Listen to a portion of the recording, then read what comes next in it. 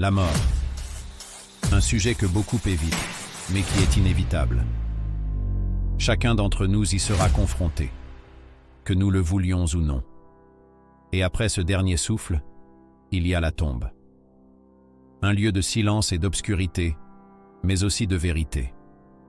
La question est, que se passe-t-il réellement dans la tombe? Aujourd'hui, nous allons explorer en détail ce que l'islam nous enseigne sur cette étape cruciale de l'au-delà. Nous parlerons du voyage de l'âme, des 3 grandes questions, et de la vie dans le barzakh. Et à la fin de cette vidéo, tu auras une meilleure compréhension de ce que signifie vraiment être prêt pour ce moment. Mais réfléchissons un instant. Si ce jour arrivait pour toi aujourd'hui, serais-tu capable de répondre aux 3 questions des anges Munkar et Nakir? Reste avec moi jusqu'à la fin pour découvrir ces questions et leur importance. Commençons par le moment où tout commence. La mort. L'islam enseigne que la mort n'est pas une fin, mais une transition. Et cette transition commence par la séparation de l'âme et du corps. Le prophète Muhammad a décrit ce moment avec des détails qui nous font réfléchir. Lorsque l'âme quitte le corps, il y a 2 scénarios, celui du croyant et celui du non-croyant. Le croyant qui a vécu avec foi et sincérité reçoit une visite spéciale. Des anges au visage lumineux comme le soleil descendant du ciel. Ces anges apportent avec eux un linceul parfumé du paradis. Lorsque l'âme du croyant quitte son corps, elle le fait en douceur, comme une goutte d'eau qui glisse d'un récipient. Les anges disent « Âme pure, sors et reviens à ton Seigneur, satisfait et satisfait de toi. » L'âme est ensuite emmenée dans un voyage céleste, où elle est accueillie avec joie par les cieux supérieurs. Mais pour celui qui a rejeté la foi ou vécu dans la désobéissance, le moment est bien différent. Le prophète a dit que des anges terrifiants, avec des visages sombres, descendent avec un linceul rugueux et inconfortable. Lorsque l'âme du non-croyant est arrachée, c'est comme si elle passait à travers des épines, causant une douleur immense. Les anges disent « Âme impure, sors pour rencontrer la colère de ton Seigneur. » L'âme est alors rejetée par les cieux et renvoyée à la terre pour commencer une autre étape, la vie dans la tombe. Une fois que l'âme revient à la terre, le corps est enterré. Et c'est ici que commence une réalité que beaucoup ignorent. La tombe n'est pas juste un lieu de repos physique. Selon l'islam, c'est le début d'une vie intermédiaire, appelée le barzakh. Mais avant d'entrer pleinement dans cette nouvelle vie, un moment crucial se produit. L'arrivée des 2 anges, Munkar et Nakir.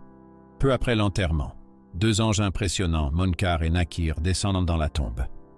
Ils réveillent l'âme pour l'interroger. Ces questions ne sont pas des questions ordinaires. Elles testent ce que nous avons réellement cru et pratiqué dans ce monde.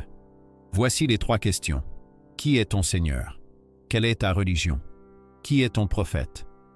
Pour le croyant, ces réponses viennent facilement, presque automatiquement. Il dit « Mon Seigneur est Allah, ma religion est l'islam, et mon prophète est Muhammad. » Ces réponses sont le fruit d'une vie de foi et de bonnes actions. Mais pour celui qui a ignoré ou rejeté la vérité, ces questions deviennent un fardeau. Le non-croyant ou le pécheur répondra « Je ne sais pas ». Imagine ce moment. Une vie entière mais incapable de répondre à ces questions simples.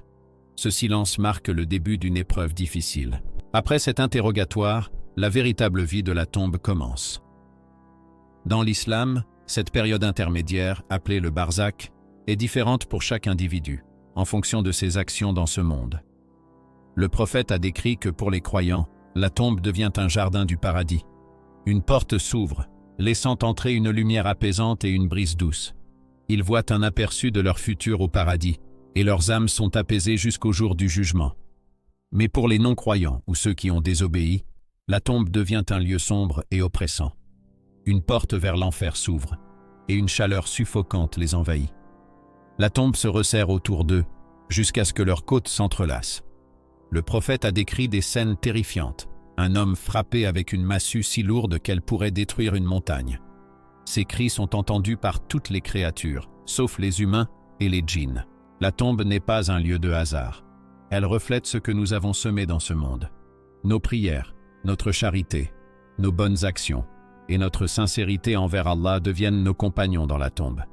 Mais pour ceux qui ont négligé leur foi ou accumulé les péchés, la solitude et l'épreuve deviennent leurs seuls compagnons.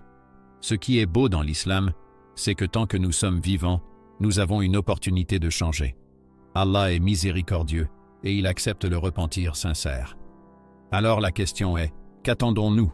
Nous avons tous une tombe qui nous attend.